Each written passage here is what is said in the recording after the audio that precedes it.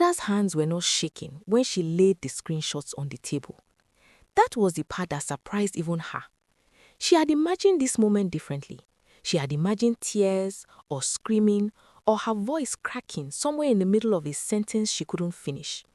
But when Prisca sat down across from her and the evidence was right there between them like a meal neither of them had ordered, Ada's hands were completely still. "Look at them," Ada said quietly.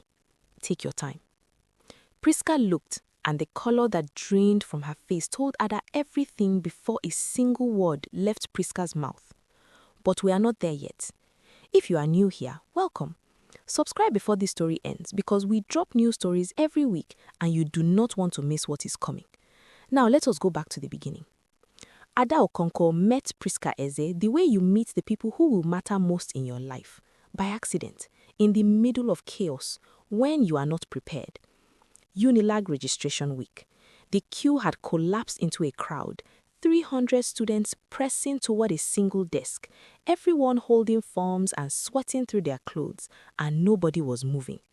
Ada had been standing in that crowd for 2 hours when she felt someone step directly onto her foot. She turned around ready to say something sharp, and Prisca was already apologizing before Ada could open her mouth. "I am so sorry. I was trying to reach the desk. They said we only have today to submit. I wasn't looking. I am so sorry." "It's fine," Ada said, even though her foot was throbbing. "Are you sure? You can step on mine if it makes you feel better." Ada looked at her. "That is the strangest apology I have ever received." Prisca smiled. "I'm Prisca." "Ada." And that was it. They submitted their forms together, got lost together trying to find the faculty building, found a small buka and ate fried plantain and egg with 20 naira between them, and talked for 4 hours like they had known each other for years. That is how it starts with the people who will eventually break you, not slowly, all at once. By their second year, they were inseparable. By graduation, they were already planning to move to Lagos Island together. 2 girls, 1 dream, a shared bottle of Ribena and rent that was too high for either of them alone. Those were the years that built Ada into who she became. Not easy years. Prisca's freelance work was inconsistent. Ada's first marketing job paid so little she sometimes ate crackers for dinner. But they were full years. They celebrated everything. A new client, a pay raise, a situationship that ended badly. They turned grief into gist and gist into laughter. Ada trusted Prisca with every locked door inside her. That was the first mistake, but she didn't know it yet. She met Emeka 11 months before he proposed. It was an office birthday dinner. Low lighting, good music, the kind of evening where everyone was relaxed and nobody was performing. Ada was laughing at a story one of her colleagues was telling when she noticed the man standing near the bar, not holding a drink, just watching the room with the quiet confidence of someone who was never afraid of missing anything. He walked over. She looked away. He walked over anyway. "You have a really good laugh," he said.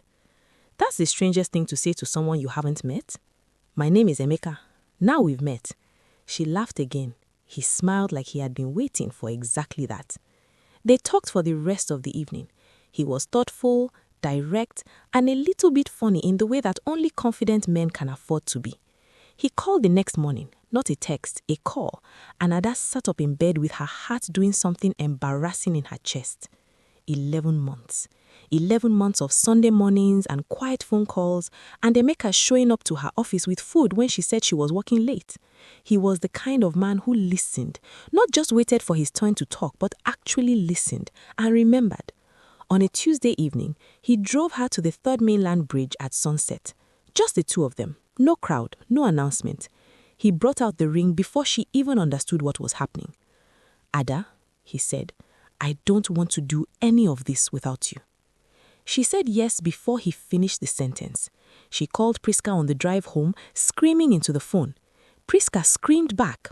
They stayed on the call for 40 minutes. Prisca saying she always knew, she always saw it. She was so happy. She loved Emeka already. She couldn't wait to meet him properly.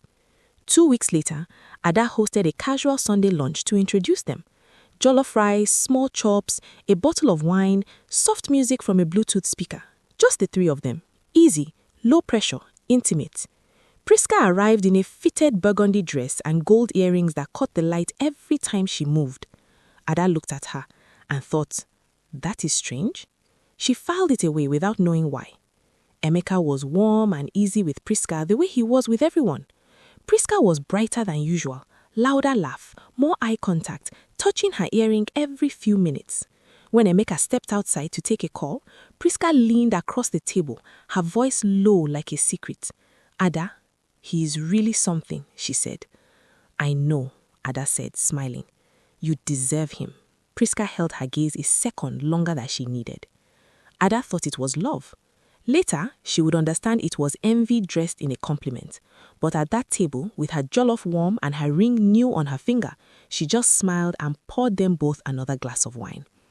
Emeka came back inside and kissed Ada softly on the temple. She leaned into him without thinking. Prisca watched from across the table and said nothing. The first sign was small enough to ignore. Emeka started to reply to Ada's messages later than it had before. Not dramatically longer, just enough that she noticed the rhythm had changed. He was still warm when they were together, still pulled her close when they watched television, still kissed her the way that made her forget whatever she had been thinking about. But in the spaces between, something had shifted, a frequency she could no longer tune into clearly. She told herself it was work stress. Her firm had a major pitch coming. Men went quiet when they were under pressure. She had read that somewhere. She believed it because it was easier than the alternative. Then Prisca went quiet too. Not all at once, gradually like the tide pulls back before anyone notices the shoreline has changed. The voice notes got shorter, the check-in stopped coming first from Prisca's side. Ada would send a message and wait 2 hours for a response that used to arrive in 2 minutes. When she mentioned it, Prisca said she was swamped with a new PR project, barely sleeping, would call soon. She filed that away too. She was good at filing things, patient in a way that people often mistook for softness. But Ada's patience was not softness, it was strategy. She had learned early in life that the worst thing you can do when something feels wrong is move too fast and show your hand before you have all the cards. So she watched. It was a location tag that cracked it open. Prisca posted a story on a Thursday afternoon. A coffee cup on a marble table, a corner of what looked like a hotel lobby, a casual geotag that placed her on Victoria Island. Ada looked at it, put her phone down, picked it up again.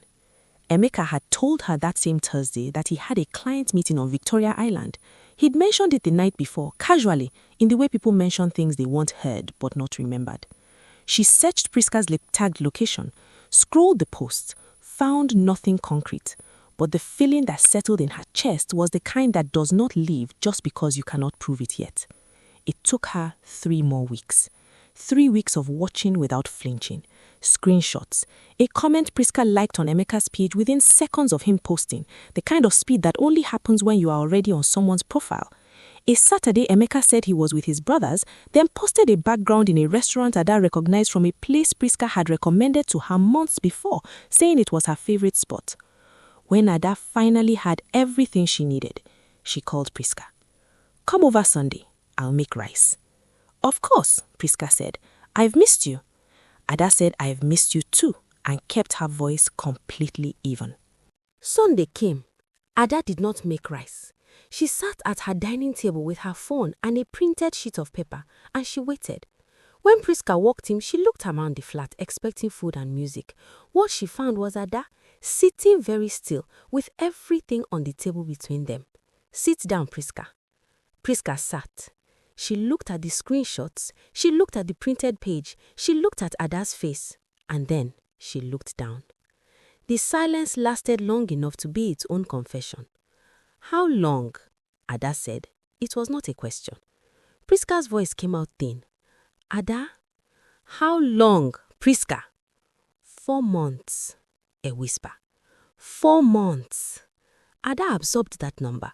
4 months meant it had started before the engagement ring had even settled on her finger. 4 months meant Prisca had sat across from her at this same table at that Sunday lunch, already knowing, already having begun. Did you sleep with him? Prisca closed her eyes. Yes. Ada stood up, walked to the window, looked out at the street below. A man selling groundnuts, a yellow danfo reversing badly, ordinary Lagos life continuing without any awareness of what was collapsing in this flat. "She told me you are unstable," Emeka said later that evening when Ada confronted him. His voice was careful, defensive. "She said you had episodes, that you didn't really love me, that you are just afraid of being alone. I know how that sounds now." "It sounds," Ada said quietly, "like you are looking for a reason." He didn't answer, which was its own answer. She left his apartment without raising her voice. She walked to her car and sat in it for a long time. The night was warm and the street was loud, and Ada pressed her forehead against the steering wheel and let herself feel the full weight of it. Not just Emeka, not just the ring she was no longer wearing, but Prisca. 5 years. Every secret she had ever whispered in the dark of a hostel room, every fear she had named out loud, Prisca had held all of it and used it anyway. That was the part that broke something deep and quiet inside her. She took 1 week off work and told nobody why. She stayed in her flat with the curtains half drawn and the television on without watching it. She ate when she remembered to. She slept in the middle of the day and was wide awake at 3 in the morning, lying on her back staring at the ceiling, replaying every memory she and Prisca had ever made and looking for the seams, the places where the love had been performance, where the support had been surveillance, where Prisca had been watching and measuring and quietly resenting, while Ada mistook it all for sisterhood. The white dress, the gold earrings, the way Prisca said he is really something with her eyes holding Ada's just a second too long. It had all been there. Ada had just refused to see because you do not look for knives in the hands of the people you love. She was sitting on her kitchen floor on a Wednesday afternoon, not crying, just sitting. The way you sit when grief has moved past tears into something heavier and quieter. When her phone rang, Mrs. Folake Adeyemi. Ada almost didn't pick up. Mrs. Folake was a businesswoman she had met twice through Emeka's work circle. Elegant, unhurried, the kind of woman who spoke less than everyone else in a room and somehow said more. Ada did not know how Mrs. Folake had heard. She picked up anyway. "I am not calling to ask questions, Ada. I am calling to take you for tea, tomorrow, 2 o'clock. Do not dress up." Ada almost smiled. "Yes, ma." They sat in a quiet place in Ikoli, just the two of them, and Mrs. Folake let Ada talk for 40 minutes without interrupting once. Ada had not realized how much she had been holding until she started speaking and could not stop. The words came out uneven and honest about Prisca, about Emeka, about the engagement, about the Sunday lunch and the burgundy dress, and the screenshots and the confrontation, and the way Emeka had not fought for her, not even a little, and how somehow the absence of a fight had hurt almost as much as the betrayal itself. When Ada finally went quiet, Mrs. Folake poured both of them more tea and said nothing for a moment. Then, "Your pain is capital, Ada. The question is what you are going to build with it." Ada looked at her. "I don't understand." "Yes, you do," Mrs. Folake said simply. "You have been building things your whole life. You built that friendship. You built that relationship. You built a career at someone else's company when you should have been building your own. The only difference now is that the pain has cleared the table. There is nothing left on it. So what are you going to put there?" Ada drove home and sat in her car outside her flat for a long time. She did not go inside immediately. She just sat and let Mrs. Folake's words settle into her like water into dry ground. The pain has cleared the table. She resigned on a Friday morning. She typed the letter the night before, read it 3 times, changed nothing, and submitted it by 9 a.m. Her manager called within 20 minutes, surprised, asking if there was anything they could do. Ada thanked him genuinely and told him there wasn't.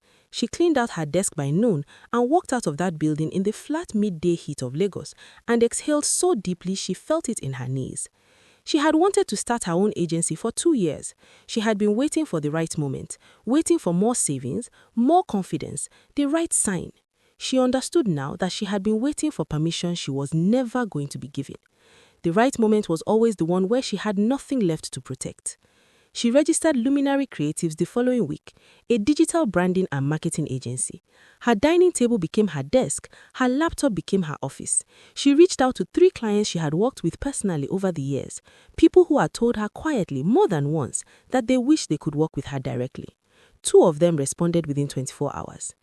The first month was hard in the way that honest things are hard. No shortcuts, no safety net, just work and faith and the particular stubbornness of a woman who has already survived the worst thing she could imagine. By month 2, she had 5 paying clients. By month 3, a Lagos fashion brand came to her with a campaign brief and a budget that made her sit very still at her dining table and breathe before she responded. She delivered. The campaign ran for 3 weeks and landed over 400,000 impressions. The fashion brand renewed the contract immediately. If you've been watching till now, do not go anywhere because this is where it gets good. Like this video and subscribe so you never miss a story like this one. 6 months after the Sunday lunch that changed everything, Ada sat in an actual office, a small space she was renting in Lekki Phase 1, 2 employees working quietly behind her, 9 clients on her roster, a wait list she had not expected and did not take for granted. She was reviewing a pitch deck when her phone buzzed. A voice note from Prisca. Ada looked at it for a long moment. Then she pressed play. Prisca's voice was unsteady, stripped of all the brightness Ada had once loved in it. She was sorry. She had always been sorry. She knew she had no right, but she was asking if there was any way, any possibility that Ada would consider talking properly just once. The voice note ended. Ada set her phone down on the desk. She looked out the window to Lagos going about its business, loud and alive and indifferent and beautiful, and she thought about it, genuinely.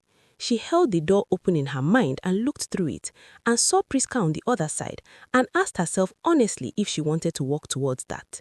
She didn't. She picked up her phone and recorded a response. Her voice was calm. It did not shake. I forgive you, Prisca. I mean it. I am not carrying this. But forgiveness is not an invitation. You don't get to come back through it. Take care of yourself. She sent it, closed WhatsApp, opened her pitch deck. She did not cry. She did not feel cold. She felt, for the first time in 6 months, exactly like herself. Lighter, cleaner, like a room after all the windows have been opened at once. Mrs. Folake visited the office the following week. She walked in, looked around slowly, at the desks, the mood board on the wall, the 2 young women typing, the luminary creative sign Ada had printed and framed on her first day, and she said nothing for a long moment. Then she looked at Ada and nodded just once, the way women who have survived things nod at other women who have survived things. No words necessary. Ada nodded back. If Prisca's story sat somewhere in your chest while you are watching, if you had someone sit at your table and eat your food and smile at your face while quietly planning against you, drop your location in the comments. I want to know where my people are watching from. And if you are somewhere right now rebuilding from something broken, this story was for you. What belongs to you cannot be stolen. They can delay it, they can detour it, but they cannot take what was written for you. Like this video, share it with someone who needs to hear it, and subscribe if you are not here yet. We will see you in the next one.